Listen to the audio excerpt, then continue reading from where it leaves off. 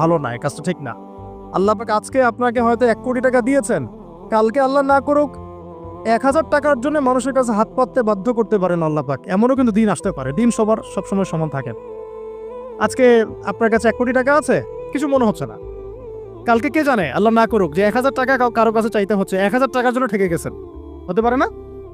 রিজিককে মানুষ তাজিম না করলে রিজিক দূরে চলে যায়। দুটো বিষয় খেয়াল রাখবেন, দুটো বিষয়। এক হচ্ছে মাঝে মাঝে মনের মধ্যে কিছু আমল করার ইচ্ছা আসে না? মনে হলো যে আচ্ছা একটু 10টা আয়াত পড়ি, মনে আসে না মাঝে মাঝে? এমন মনে হয় না?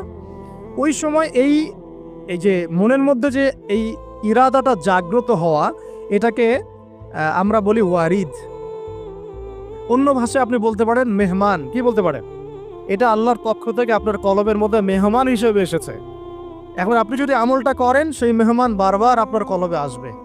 যদি আপনি ওই সময় আমলটা না করেন, মেহমান চলে যাবে।